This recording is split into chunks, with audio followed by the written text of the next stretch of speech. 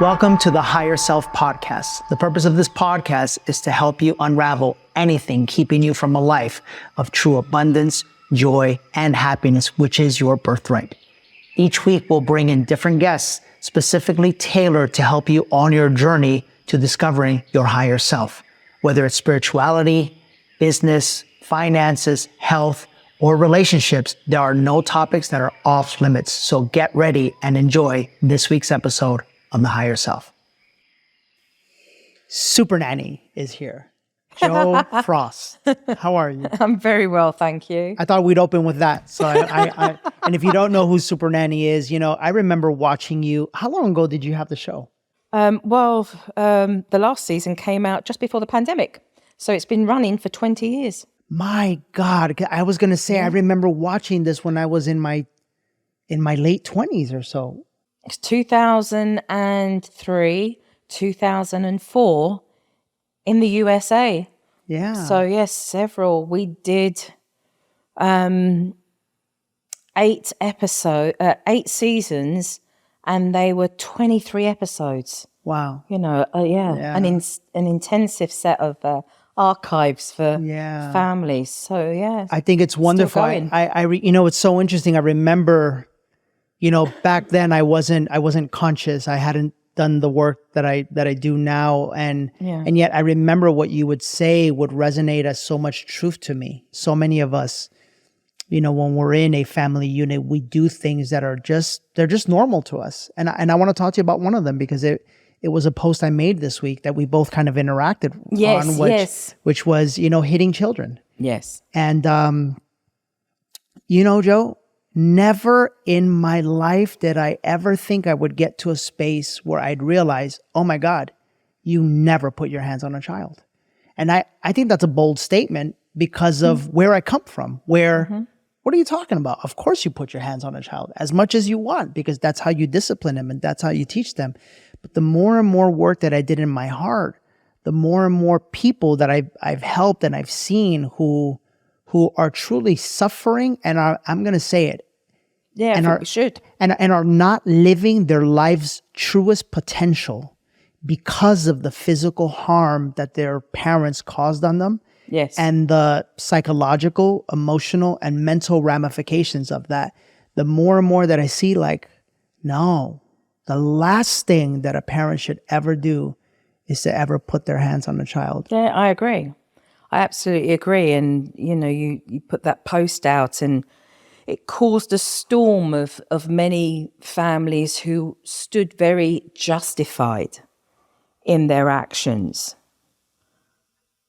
And, I think it's bigger than just the sentence of we should never put our hands on our child. I think you have to, in any country you're in, you have to look at the culture, the history. There's been a long-standing approval of this ineffective way of disciplining children based on a lot of punitive and religious scripture. Yeah. And in that post, you saw me write the importance of, everyone was saying, spare the rod and spoil the blah, child. blah, blah, blah, blah. Yeah. The rod is there to guide, know. And as parents, we provide an environment that allows our children to be. Kids should be heard. And kids are going to push boundaries. And kids are going to just be who they are, as the little spirits that they are. And they're mirrors. They're spiritual teachers. Many parents will say to me, there was no problem until the children showed up, and then there was so many issues, and and they were pushing my buttons and they were winding me up. No child gets out of bed with an agenda. Right, let me just check off the list. Let's wind up mum today, and let's really annoy dad, and I'll be doing a really good job if I can push their buttons, 15 times a day. They just wake up and are unapologetically themselves in all their beauty. And it's beautiful to watch, it's beautiful to watch. And if you are conscious enough as a parent, then you are able to hold that space for them without projecting any agenda, but to allow them to have the space and the freedom to explore, to push those boundaries. And of course, us as parents need to keep them safe so that they have parameters that keep them safe, you know, the wellness of their beings. However, you know, as human beings, if we've not come into a conscious awareness of the work that we need to do on ourselves, then a lot of what we're doing is projecting that onto our children. And if we are not aware of that, then we will feel fully justified because really we're living in our insecurity and our ego.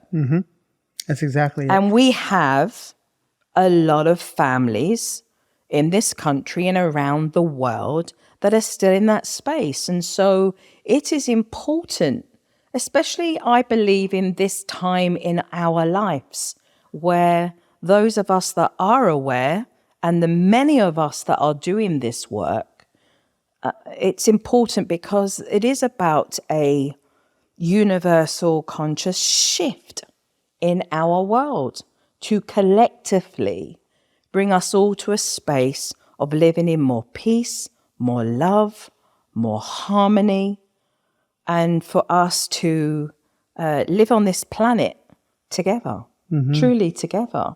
Yeah. And I think that we have a responsibility in being able to do that for our children. I really do. Yeah. So that, you know, long after we're gone, we're able to feel some sense of reassurance that we've done our bit in the world to, you know, to make more peace and more love for our children and their children and children and children and children beyond. Yeah, for sure.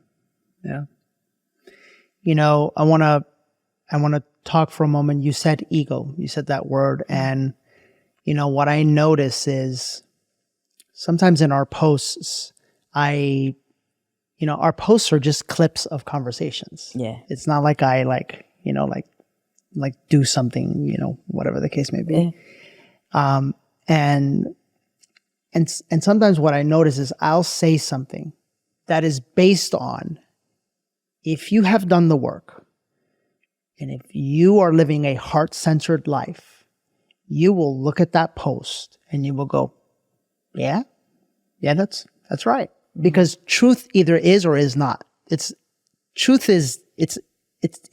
You can't go left. You can't go go left. right. You can't go back. You can't. No. It's like conviction. That's exactly what it. Yeah. It's truth, conviction. That's it. There's no, go to the left, go to the right. It is what it is. It is what it is. Yeah. It really is. And it's so interesting because, you know, that's where I think all of us as human beings get to have free will, is we either get to defend our story and our paradigm that we're living in, or we get to open our minds and go, wait a minute, maybe the way that I've been thinking this entire time, the way that I've been feeling, the way that I have allowed myself to relate to life and to other people is all based off of this one story. And maybe, just maybe, if I would have let myself move slightly past that story, there's another world.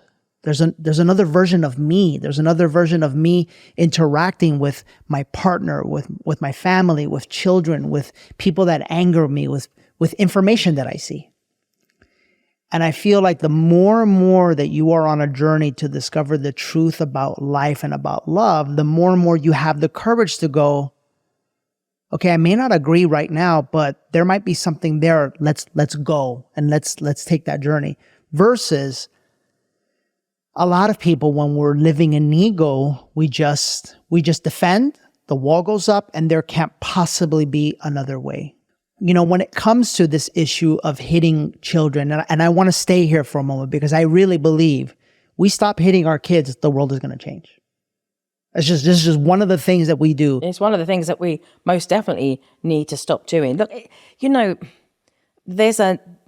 for those that want to argue and justify their means of doing so, we also have enough scientific information that shows the detriment of this type of behavior and the harm that it does cause that child and how they grow up as adults and what they need to then unravel and do the work with, because for those that justify and say, well, it never did me any harm, it's not until you really start talking to them more and more, you realize actually you're not aware that it did do it. Right. And that you don't have much respect for your parents and you're still not aware of that. Yet there's that sense of loyalty still to their parents, even though they have chose to behave in that manner, instead of taking a moment to just stop and to listen to what somebody else has said, and to perhaps in that minute just open up your mind to recognize that there are so many things right now that can exist in the same space. We can love our parents and know that they chose to make that decision, and we now as parents will say, well, they were raised that way. It was auto-parent. They knew no different. It's what they did back in the time. And now we are going to choose to do something different. That can exist. And you can't forgive them, and you can see them for what inside of them caused them to behave that way with you. I think it's emotional maturity. Yeah, absolutely. You get to a space of emotional maturity and being able to understand that really most of us were watching our own parents grow up whilst they were raising us, And I had young parents, so I certainly, witnessed that. I don't know if your parents were young when they had you, but my parents were young. So again, the reality is that we live in such a polarized world, and everything, even on social media, is polarized. Even clickbait is yes or no. And it's like, well, it's not yes or no. I really feel that now is the time to understand that some things are very much about, course correcting, behavior that was, but also recognize it's about meeting in the middle. It's about meeting in the middle and understanding that right now parenting is either very neglectful or permissive or very authoritarian and, dictatorship of this is what you do because I said so. So let's talk about it. So when a parent leads or parents from that energy, from authoritarian, yeah, dictators. First off, what does that mean, right? What does that look like, and what does that cause in the child? Exactly. I want people to hear this. Yes. This is So authoritarian. I was asked, what are the benefits? There are none. No. Straight up, and I'll say it here. There are no pros of authoritarian parenting style. It's my way or the highway. It's a dictatorship. It's you do as I say, when I say it. It suffocates. The child will mask within those first 7 years of, the ego being developed. That child will learn pretty quickly that they have to walk on eggshells, that they have to be hyper-vigilant in understanding every whim and woe of parents. The likely chances are is that those parents are narcissistic in their characteristic traits. And underneath that is their own family and generational trauma and the patterns of that behavior. And that child grows up in fear and not in love. That's it. And everything from that leads to approval and over-pleasing and codependency and no boundaries. And that will lead to even cases of addiction to numb from that type of upbringing. And then the pattern of that behavior continues. And if you can become more self-aware as an adult of what those patterns are in your own life, you change their design. You change their design. It's as simple as that. Yeah. But it's not as simple as that, meaning you have to start to recognize. And what does those first steps look like? I think for any parent is to understand that there is a repetition of behavior that keeps regurgitating, that keeps showing up. And the decisions that you have made beforehand have led to the same results. And instead of needing to be right, the attitude is to look at and say, what will make us a lot more happier as a family? What will allow us to have more love in the family so that the relationships are healthier and truly full of love? Because love in its full entirety is so overwhelming. I think it all brings us to a space of just tears. It's that pure. Yeah. It's that pure. You know, inside it's that deep resonating feeling that brings us all to a space of, I feel, of joyful tears because of that beautiful, you know. So like there's a lot of work to be done with adults becoming more aware of their own behavior in general and how that reflects then to the other human beings that they interact with, how they, you know, are raising their own children, because really that's the work that we're seeing being done now. There's a lot of adults that are doing the work on themselves, and many that do need to do the work so that they, when they then have children, they can be raising their children very consciously in a space that's very different from how they were raised. And you break the mold that way, most definitely. And you break generational trauma. Yeah. Generational trauma and those patterns. Most definitely. But you know that the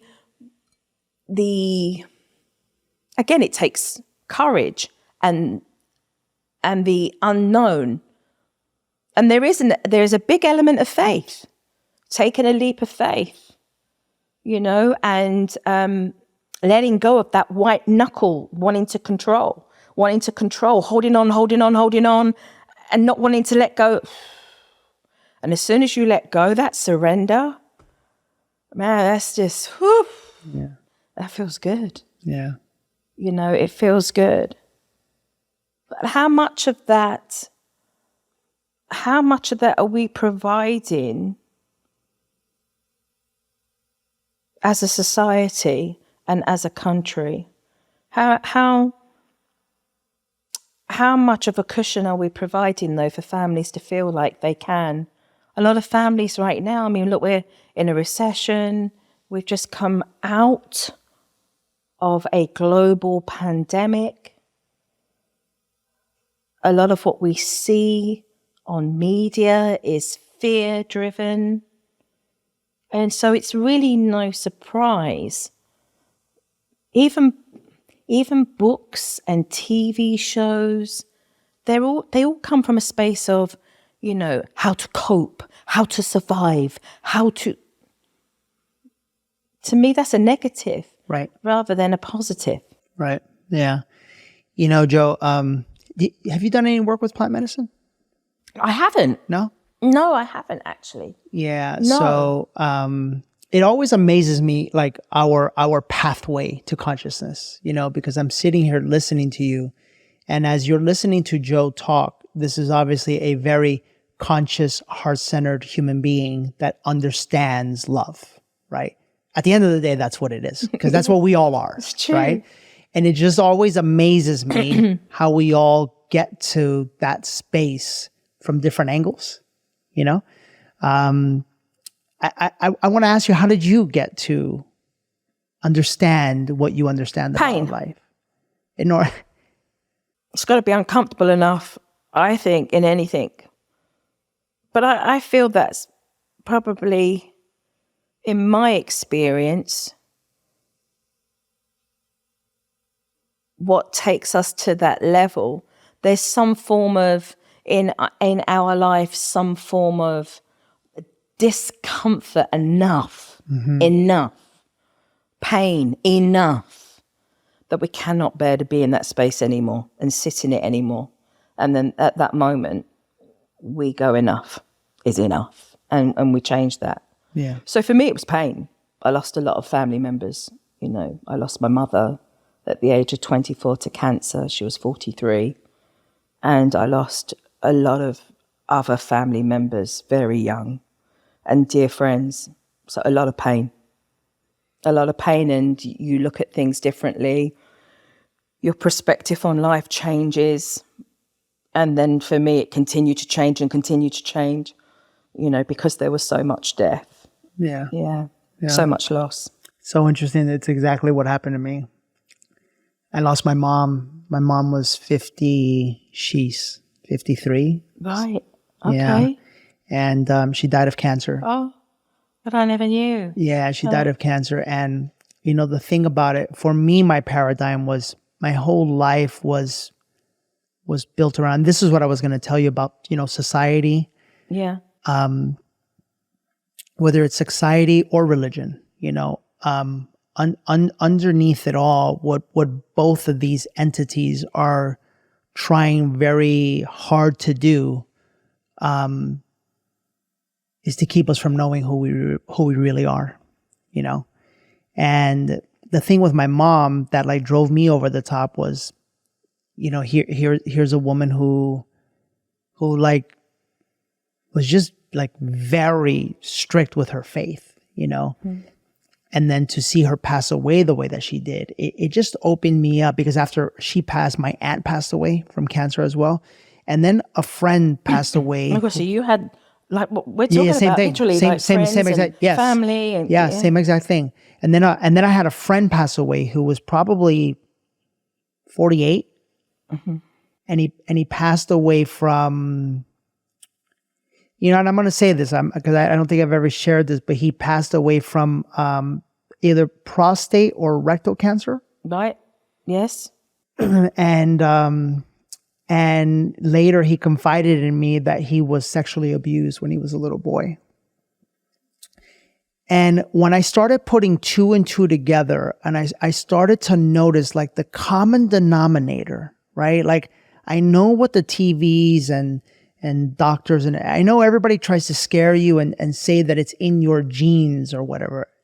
And I was like, I started to put two and two together, and I thought, yeah, it's in your emotional genes is where it's at, and it's in that the thing within yourself as a human being that is separating you from love, and that's what ends up manifesting into these like illnesses and stuff. Well, your organs carry. Absolutely. Some of your organs carry that emotional stress. Right. That's why I believe our, mental health, our hygiene in how we take care of ourselves, mentally, physically, emotionally, is important. Because I do think it's amalgamation of lots of things. And I don't subscribe to one particular sort of philosophy. I do believe in that Western and Eastern sort of merge, of not just orthodox medicine, but to be able to holistically look at how we help ourselves as well. But yes, I mean, those emotions, anger, keep holding on to anger and repress, right. Suppressing anger and that hurt. Again, our bodies, if it's storing that, will then. Well, then, yeah. Hey, thanks for watching this week's episode of The Higher Self. The reality is if you're watching this show, it's because you are searching for more, and you know deep within your heart and soul that there is more potential from your life. Maybe you desire true financial abundance and freedom. Maybe you desire to heal the fragmented parts of you. Or maybe you desire to attract the relationship of your dreams and be in a relationship with passion and true love. Whatever the case may be, that is what we specialize in. We specialize in helping you and guiding you to healing the fragmented parts of your life that have created these stories in your mind that keep you from living the life of your dreams. If you want to find out how we can guide you in that process, my mastermind Inner Circle does just that. It's a group of like-minded individuals that is wanting the absolute best out of life and will not settle for anything less. We get together 4 times a year in person and twice a month online. If you're in a place in your life where you're ready to discover your truest potential, then Inner Circle is for you. Message us the word inner circle right now on Instagram or Facebook at Danny Morel. Our team will message you back and begin to share with you the details about what it would take for you to join our inner circle. Message us the words inner circle right now. I want to ask you something that just came to me. I never in my life thought I would be posting about relationships because I was horrible. Why? Well, I was horrible at them. Right. I was just really bad because in my former relationship, I was just I was just a typical, like, work hard, like, make a lot of money. Don't you want to live in a nice home kind of vibe? But I didn't know how to show love. I didn't know how to show love. And so now in my relationship with Jen, it's like, oh my God, like I get it now and I see it now. And I'm only in that space because of the work that I've done. If not, I would have never attracted her in the first place. I would have never been able to hold space for her energy because I just would have never been the man that can provide the kind of energetic space that she not requires from a bad place, but that her life requires, Yeah. And that's why I know that, like, we attract our partners, even in business, we attract our employees or our staff or our people absolutely. based off of our energy. I'll tell you one thing. I had an employee once steal from me, right? She was stealing from me behind the scenes. And, when you find things out like this, you get to be in two spaces, either the victim, like, how could this happen? How could she have done this to me? How could whatever, or the creator, which was like, if I'm honest with myself, I remember the energy I was living in back when I hired her, and it wasn't good energy. As a matter of fact, I wasn't being honest with myself, which is why I attracted someone that wasn't very honest. So it all stems from there. It all comes back to you, right? It all comes back to you. Hire, everything, your company, everything. So the reason why I'm bringing that up is because when I post stuff about relationships, this is a delicate subject, but so many people respond with like, well, what do I do? Because, like, I'm on the healing journey, my partner is not, or I see it, but my partner doesn't. How does one begin to handle that?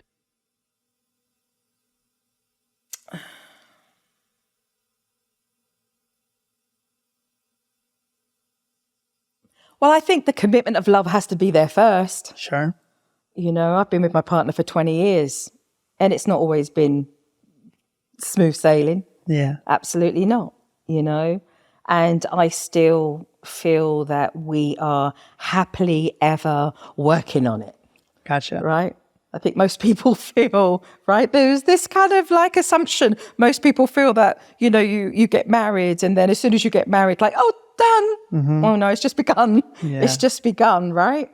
So I feel that you have to want to be in the relationship, right? There has to be the love to wanting to be in the relationship.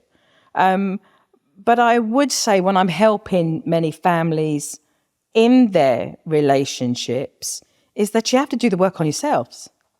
You have to do the work on yourself. You can't point and go, well, it's you, you, you. I do think it's constructive and important for me to be able to help those families in how they articulate and their communication, being able to listen first and foremost. But I do think that, again, it's not either or. You're working on yourself. And I also feel that, you're holding space for each other gracefully as well. And there has to be, I believe, having been married now and in a relationship for a long time personally as well, there has to be that give and take. There are moments where I think you're going to feel disappointed. I think there are moments, when you're not going to be too pleased. But I also think you have to, understand the importance of how you work through that, together and holding, like I said, enough grace for each other. But it doesn't mean it's not going to come with that. And I don't believe that you show up and you're healed. I'm healed. I've done the work. Like, you're always working on yourselves. Yeah. I tell you, sometimes I think, I'm 53 this year. Sometimes I'll think, the older I get, the less I think I know. just because I'm at a place now where I feel I'm the student and the teacher, you know, so I'm still learning even though I'm teaching. So how do, you know, couples get to a space to work better in their relationships? I think it's certainly got to be that they have to continue working on themselves, know that they're committed in wanting to be in that relationship, and to give. It's not about take, it's about giving. If both sides are giving, if both sides are working on themselves, then certainly you will see, I believe, very naturally the love in that relationship, the emotional intimacy in that relationship. And you realize pretty quickly if you are doing that, what's not working. Mm-hmm. Especially from those who have been in spaces where they may have been in relationships where they were rather narcissistic, you know, or abusive in some circumstances. I watched one of your, if I may say, I watched one of your podcasts where you were talking with your ex and your ex-wife, and you were very open and very quick to the table to say, I had narcissistic characteristics. And I wondered why she never came to the table and said, well, I had a few as well. I just wanted to ask why that was never presented as well. Because I felt that there was a it was a very humbling experience for yourself in being able to be in a space where you could be very authentic and true to your audience in saying, look, hey, I've had to look at myself in the mirror and go, you know what, Danny, you're acting like an arsehole. You know what? You need to pull your socks up, make the changes, you know? And I felt that was very refreshing to see you actually just be in that space and go, you know what, I had to look at myself, because I think we all have to look at ourselves. And if you haven't done it, I would certainly say to anybody listening, go and take a look at yourself in the mirror and take a hard, deep look. Like, look right into your soul. Like, look where you can see your iris really deep, because you might just go like that a little bit, you know, and then start doing the work. But I wondered, I was just curious why that in this space that you were in there, as I watched, I was curious to see whether your ex-wife was going to say, well, actually, I realised myself, you know, I had a lot of those tendencies too, and so that both clashed, but she never did. Is that something that was sort of in a conversation with you both afterwards? No, that doesn't exist. Yeah, that I want to be very delicate here, obviously, but in the dynamics of that relationship, the ability for... But it does exist. On her side, it was definitely there too. There was always this energy of like, I was very, you know, and I hate, there was always this energy of I was very willing to look at and to understand and to dialogue and to admit. But when I say it doesn't exist, at least that didn't exist between us. The acknowledgement, you mean? The acknowledgement, right? The receiving of that, and the acknowledgement from the other right. person. The reason why I say that is because I do believe that we're in a space right now, and I think women, you know, we see in this movement that women, you know, certainly are empowering themselves and continuing to empower themselves. But I think we're in a very important time and moment right now in certainly champion men in being in a space to be more open, more vulnerable, and more expressive with their emotions. And I think that's really important. And I believe that women are instrumental in helping men to open up and to be in that space. Yeah. And for men to be able to do that in their relationships, women also have to take accountability and responsibility for their own actions, so that in their relationships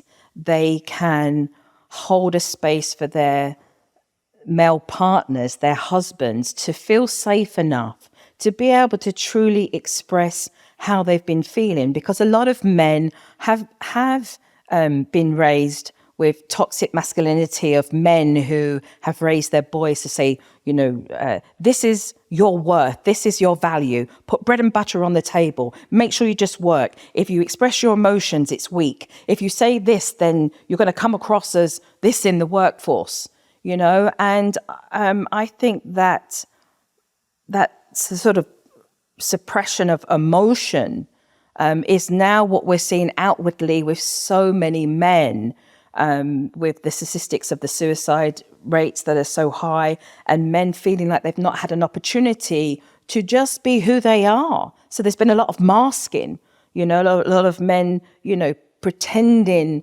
to be something that certainly has not been authentic and true to themselves, and that can create a lot of stress and a lot of trauma in themselves. And women, partners can do a lot to help their husbands and partners in a space to really feel that they can open up and express how they feel. And in return of a man being able to do that, he can give that love, and that can be received. Mm-hmm. And it goes back to what you talk about all the time, the energy of masculine and feminine, which, I think on this earth, we label that masculine and feminine, but it's all energy. Yeah. We've labeled that different type of energy, right? Yeah. I appreciate you saying... I'm sorry you never, I'm going to say here, I am sorry that you never received that, but you don't need to receive that in order for you clearly to do the work that you're doing on yourself.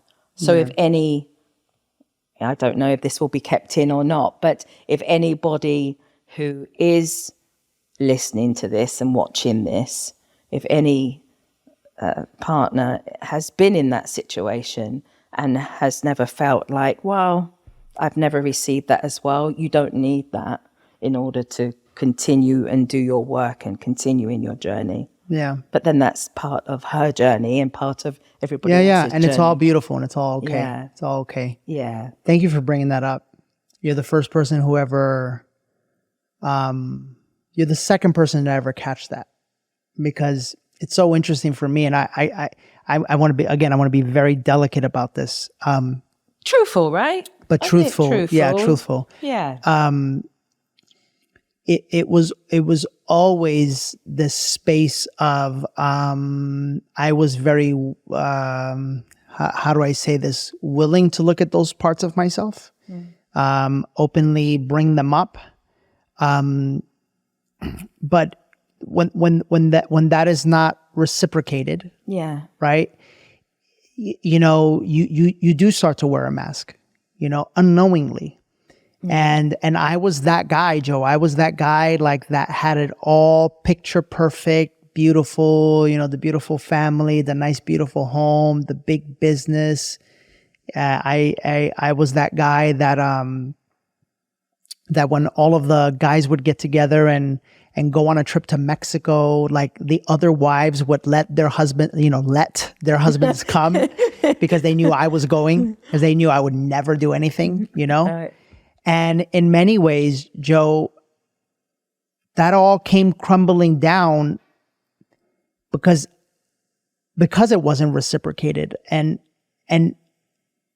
eventually, and this is to all of our listeners, eventually those masks that you wear, like, they're going to come up and they're going to show their ugly faces in very, bad ways. And again, I think that's why it's important with what you're saying, because you're saying that's why it came down. And I think this is the difference. People now very flippantly, and doctors are saying we have to be mindful of this because language is very powerful. Yeah. And a lot of people now are throwing out the word, they're narcissistic, NPD is very different, and I'm not a doctor, but NPD is very different to narcissistic characteristic traits that we see, in ourselves and in others. But in a relationship, if you can be truthful and honest with yourself and say, you know what, I'm going to say this, but it's totally in ego, totally. But I'm going to share this because it's how I feel. And I know I need to work on this because it's very egotistical what I'm saying. And I know I need to work on this. And you can come from a place of that truth and that honesty. I believe that there is, because I've seen it, there is room for two people to humble themselves and do the work and grow in a space of love where they can go beyond that. That's right. And I've seen that. That's I mean, right. I've been handed divorce papers. That's right. You know, like, hey, Joe, like, we're just going to show you where we're at right now. We're going to sign this. Yeah. You know? That's right. Like, no pressure. And I'm like, hey, you know, this is about your work, not about me, you know? I don't come in and fix people. You fix yourselves, meaning you do the work on yourselves, because I truly don't believe that none of us need fixing. But I do want to bring a conscious awareness of, you know, especially now in social media, that, you know, people bend words and, you know, twist them to their own agenda of what they're promoting or what they're doing. And I just want to keep it real. You know, it's not like we're beautiful as we are, but we do need to work on ourselves to come back to ourselves of who we are. Right. You know, that our authentic selves in this world, right. because that is a freedom.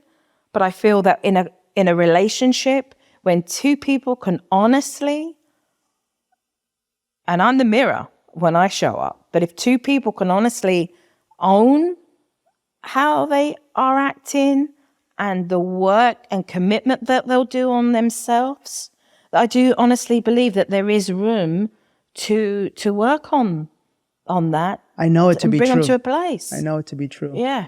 I'm going to say this. I'm there's a lot of emotion coming up for me right now because you're bringing up something that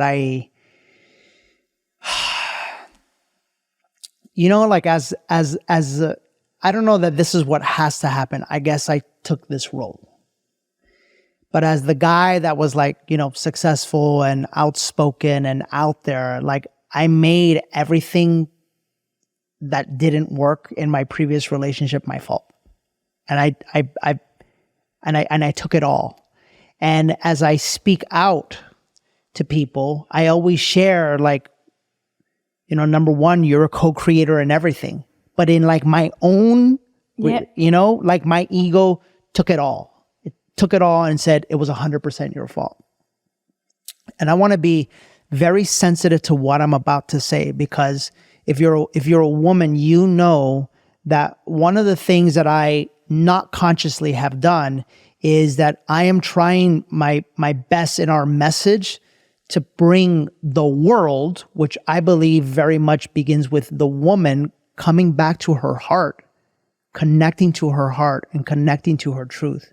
And, you know, it just turned out that way where like 75% of our followers and our listeners are women. We never... Oh, right. Okay. Yeah. We never did this on purpose. It just, you know? Yeah. But I will say something, and this is for all my sisters. I love you. But again, I'm going to be very delicate, and I'm going to be very delicate here with what I say. We'll be honest. But I'm going to be honest. Because we can't control how people are going to receive what you're going to say, right? Right. But we can just live in honesty. That's all we can do. Right. Yeah. And so, you know, Joe, what I want to say is that when you are not in a space where your vulnerability is received and reciprocated, and those masks start to show up, eventually you're going to behave in ways that you never in your life thought you would, because you've been carrying and these masks for so long.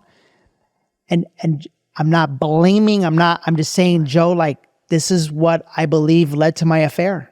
You know, to be honest, is I wasn't being myself, and I wasn't being truthful to myself. And I remember so many people, you know, at one point saying like, oh, well, everybody makes mistakes. But inside of myself, I'd be like, to me, it feels like the best thing that I ever did, because I was finally like my true self, you know? Well, it became an escapism. It became the escapism because in that circumstance, if I was in therapy with you, if I was in doing my immersive work with a family, you can't hold anybody to account. But in that case, if you were able to feel that you could express how you emotionally were feeling without the fear that you were going to be attacked, that's it, or silent night, that's it, or that you were not going to be in a space where you felt like you had to tippy toe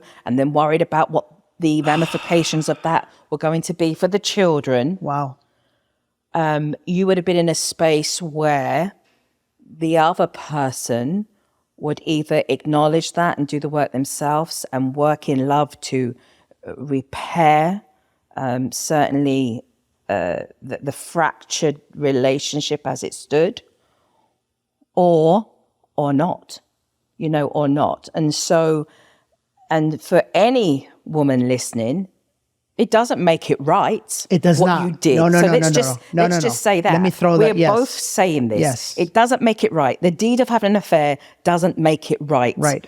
But it is the easy way out, isn't it? It's the escape. It's the, it leads to mask. It leads to the disconnect. It leads to the lack of emotional intimacy. And I'm not talking about physical intimacy, the emotional intimacy.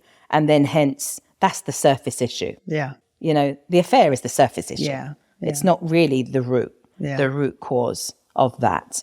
And then that work is really looking at both those individuals, right?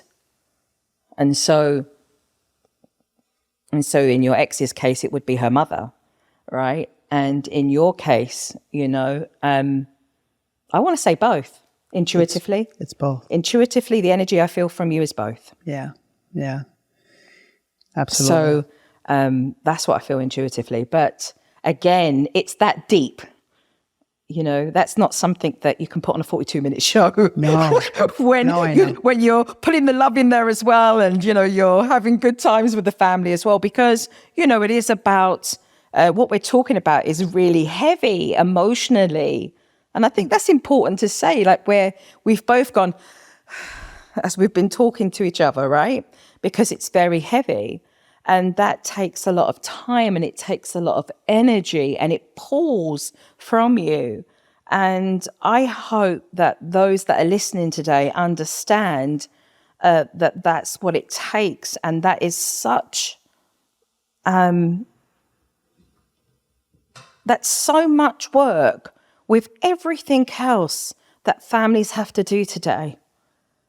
They're pulling 2 jobs and long hours, and children who innocently, need them and their time, and it takes a lot of energy raising children and a lot of time.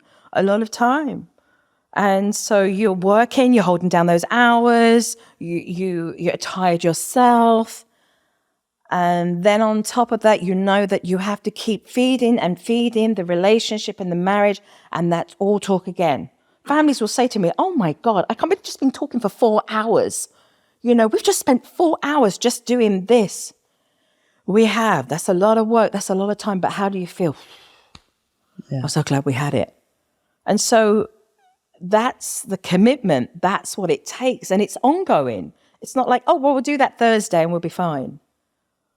I say to families, if you can get into the habit of actually having, daily conversations, but at least if you can start off weekly, with things that you can recognize, instead of it getting to a space where you just shove it all under the rug and then boom, explode. Yeah. Every week, sit down and say, let's have a chat. Let's check in with each other. Let's emotionally check in.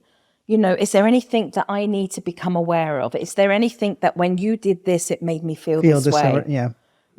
Let's check in with each other.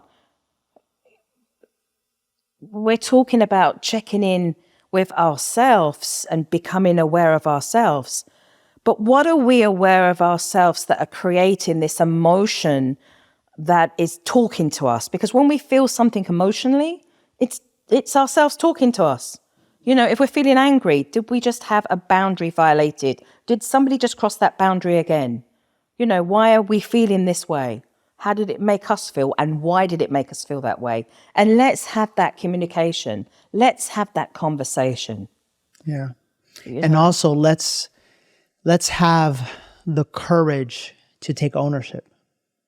You know, to take ownership for how we are making our partners and our children feel. And let's have the courage to take ownership with our role in, you know, arguments or disagreements or whatever it may be, in whichever way that you showed up in a way that maybe you are not proudest of, that caused the situation, whatever it is. Because what I am feeling right now as I'm sitting through all of this is that, and I want to give this as encouragement to anybody out there. And I rarely talk about this, but it's out there now. Mm-hmm. Even if you have had an affair, even if there has been unfaithfulness in your relationship, if two human beings, both parties are able to acknowledge who they were being in the relationship that caused the underlying issues and the underlying emotions that led to the surface action of the affair. Mm-hmm. If two people are able to look each other in the eye and say, here is what I did to cause this state of chaos in our relationship, mm-hmm. for example, and two people are able to come from the energy of co-creating this outcome and not from the energy of I was a victim. That's where change can happen. Or from a space of being able to look at what had been done was the surface issue of those bigger issues that need to be addressed. Right. The problem with that is that by the time that happens, there has been so much masking. There has been so much. And this is where I would say it's so important for you then to have counseling. It's so important for you then to have the marriage counseling. It may even be a situation where you have to take a couple of months to be in a space where you can work on yourself and heal in order to be in that space. That's right. So it's not saying that you want to let go of it. So if you're in a space where you're like, well, I don't know how I feel. I don't know. Know one thing, you've not said no. You may not know how you feel right now, but you've not said a hard no. And for some people that is a boundary. You know, if it's got to that place, it is a no, regardless. And that's their choice. Mm-hmm. And for others, it's a moment of contemplation of what led to that place. And can healing happen from there? But that takes an enormous amount of emotional maturity. Mm-hmm. It takes an enormous amount, I believe, of guided therapy, because let's face it, at that stage, two individuals have tried to help each other the best they can, and they're already in that mindset that they feel that they don't need the extra help and we can do this ourselves. Yeah. You know, and so it becomes a complex layer of looking at that individual and their own healing from their family generational wounds that may not be traumatic in the extent that that person wasn't received or got help, but just in their life in general, right? Mm-hmm. And add that as a mixture with a breakdown in no communication and masking, and then you get the surface level of the affair. That's right. You know, I think either has to be respected. For some, it's a boundary line of no. Yeah. You know, and for others, that work can be done. So, and I've seen it in my work. You know, I've been doing this for over 3 decades. Yeah. That when you're in that space, one can heal from that. But again, it's the ego, right? You then, you know, you feel betrayed and the insecurities and it's never. I think if anybody takes anything from this, when somebody has an affair, it's not about you. None of it's about you. You feel like it's about you. It's not about you. It's about them and what they feel. They couldn't express, they couldn't convey, they didn't feel. It's about them. And if you can understand that, then I think you're living in grace. And grace is love, man. I mean, right? Jo, I needed that so much. Thank you. You're welcome. Yeah, thank you. Thank you. I wasn't expecting this, but it was very, very healing. Well, thank you for giving me the space to feel that I could say this to you, because I felt that you needed also to hear this. Yeah. Thank you for giving me the space to do that. Yeah, thank you so much.